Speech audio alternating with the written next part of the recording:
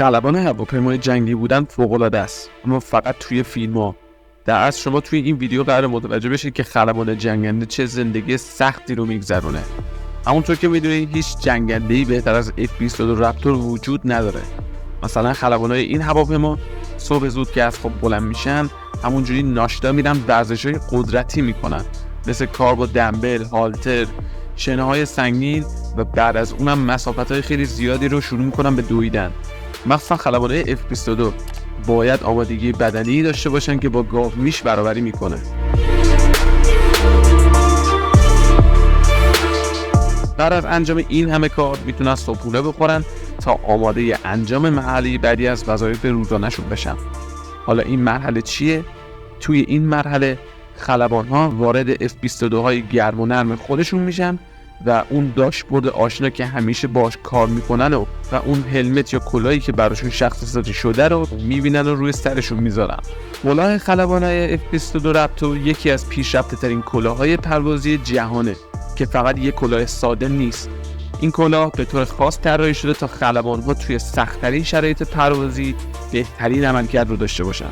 این کلاه یه شیشه محافظ جلویی داره که خلبان‌ها از طریق اون میتونن اطلاعات مهم پرواز مثل سرعت، ارتفاع و وضعیت هدف‌ها رو بدون نیاز به نگاه کردن به داشبورد ببینن.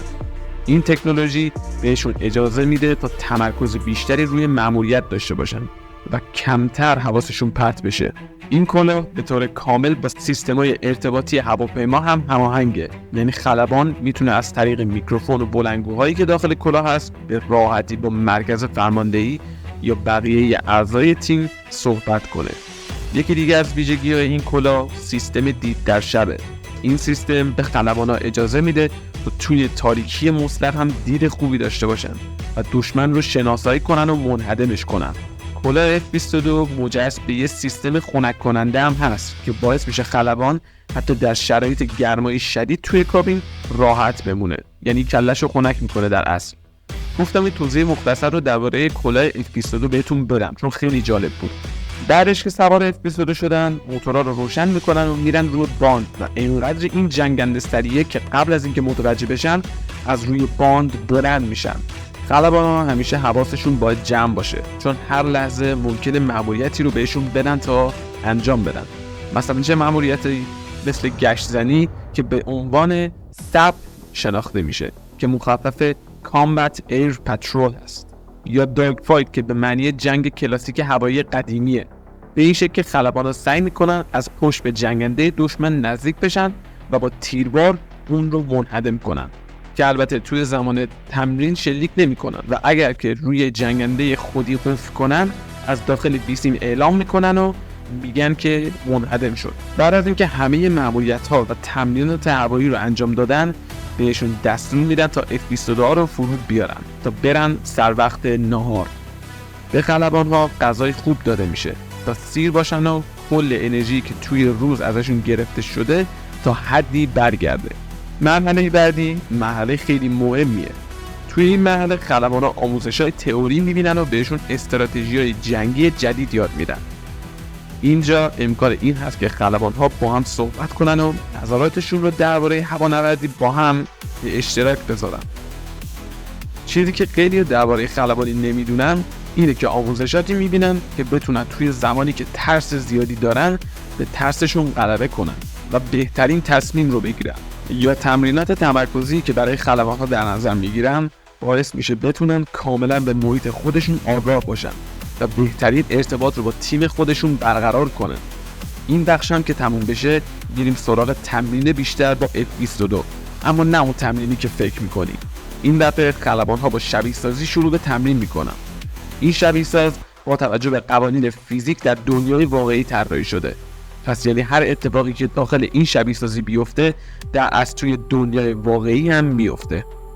یه چیز خیلی جالبم که درباره شبیه سازی پرواز وجود داره اینه که وقتی دارن از این شبیه سازی استفاده میکنن مشکلات مختلف هم براشون شبیه سازی میکنن. مثلا یکی از موتورها خراب میشه یا مشکل ارتباطی توی بیسیم به وجود میاد و کلی اتفاقات دیگه. چیزی که میخوام بگم اینه که تا جایی که شده همه موقعیت‌های حساس و خطرناک رو داخل این شبیه سازی برنامه نویسی کردن. حالا این چرا انقدر خوبه؟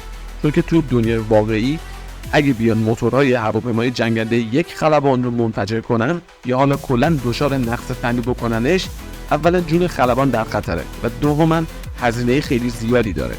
نمیدونم میدونی یا نه، ولی قیمت هر موتور F-22 تقریبا 20 میلیون دلاره. و در نهایت میرسیم به یکی از سخت‌ترین تمرینات روز، سانتریفیوژ. که میدونی چیه؟ اون سانتریفیوژ که داخل نیروگاه هسته‌ای استفاده میشه رو نمیگم.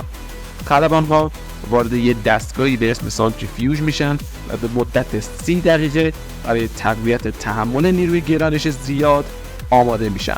این دستگاه از یه بازوی فلزی ساخته شده که انتهای اون یه کابین قرار داره. خلبان داخل اون کابین میشینه و این بازو شروع به چرخش میکنه. با تغییر کردن سرعت چرخش این بازو، نیروی گریز از مرکز باعث میشه فشارهای مختلفی به بدن خلبان بیاد که همون نیروی جی هست. یک جی یعنی حالت عادی که 1 برابر جاذبه زمین نیرو به بدن وارد میشه. اما توی مأموریت‌های هوایی این نیرو به خاطر تغییر جهت‌های سریع تا 9 جی یا حتی بالاتر هم میرسه و 9 جی در اصل یعنی 9 برابر وزن خلبان. مثلا اگه خلبان وزنش 70 کیلو باشه، توی 9 جی وزنش میشه 630 کیلو. بعد از این تمرینات دوباره برمیگردن داخل F-22 های خودشون تا مأموریت هوایی رو که ستاد فرماندهی طراحی کرده پشت سر بذارن که باید با بیشترین امتیاز این کار رو بکنن. این مأموریت‌ها شامل نجات دادن نیروهای خودی و منهدم کردن جنگنده‌های دشمن میشه. البته با جنگنده‌های واقعی درگیر نمیشن و در اصل با پهپاد وارد جنگ میشن. توی این مدت که F-22 در حال پرواز بودن، ستاد فرماندهی داشته چیکار میکرده؟ داشته کل حرکات اونا رو زیر نظر میگرفته و نقاط قوت و ضعفشون رو تشخیص میداده. در از کاری که توی این پادگانا دارن انجام میدن اینه که یک سری خلبان بی‌نقص و پرفکت بسازن. اما بعد از این همه کار یه مرحله دیگه هم باقی میمونه.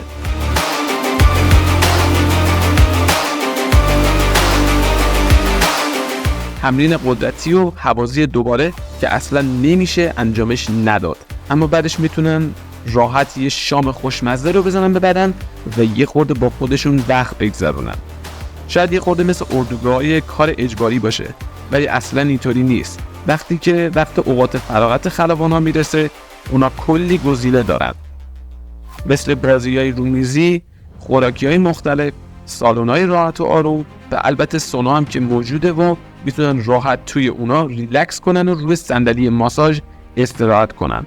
برای کسایی که دوست دارن بیشتر تمرین کنن، باشگاه بدنسازی، فوتبال، بسکتبال و تنیس روی میز هم وجود داره و اگه گشنه بشن یه کافه خیلی بزرگ وجود داره که میتونن داخل اون کلی غذاها و خوراکی‌های متنوع بخورن. برای افرادی که هنرمندن و موسیقی دوست دارن، سالنی وجود داره که توی اون پر از آلات موسیقیه و از اونجایی که روزهای تعطیل توی آمریکا شنبه و یک شنبه است، خلبانا میتونن توی روز شنبه پارتی بگیرن و کلی کیف کنن.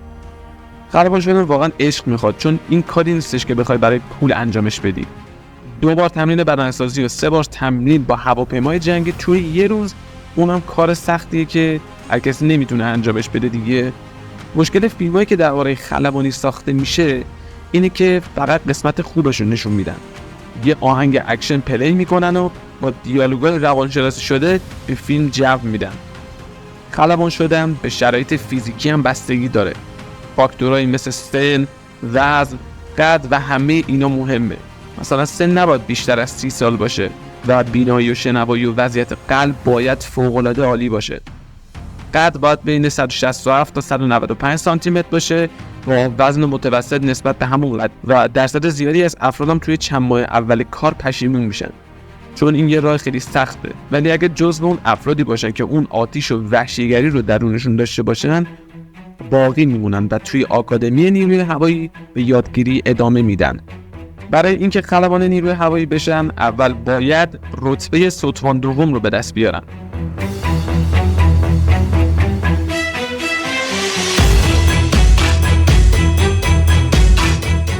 بعد از اینکه ستوان دوم شدن، 24 ساعت تمرین با هواپیمای جنگی و 25 ساعت تئوری درباره آیرودینامیک، مانور دادن و آموزشات شبیه سازی و کلی چیز دیگه منتظر اونهاست. این همه تست و آزمایش سخت برای این نیست که افراد رو دلسرد بکنن. اگر قلب و ریه ضعیفی داشته باشن، توی زمانی که دارن تغییر ارتفاع میدن ممکنه کشته بشن. فقط 1% از افراد میتونن وارد تمرینات پیشرفته بشن. این افراد بهترین هستن. فقط داوطلبانی که بیشترین امتیاز رو توی تست‌های فیزیکی، ذهنی و تست‌های آکادمیک تونستن بگیرن میتونن کابین F22 رو از نزدیک ببینن. اگه به این مرحله برسن باز هم تمرینات بیشتر در انتظارشونه. چیز دیگه ای انتظار داشتی؟ بالاخره کسی که تا اینجا میاد الان جزئی از نیروی هوایی که توی پادگان زندگی میکنه و هر روز تمریناتی رو میگذرونه که برای دفاع از کشورش با دل و جون اونا رو انجام میده.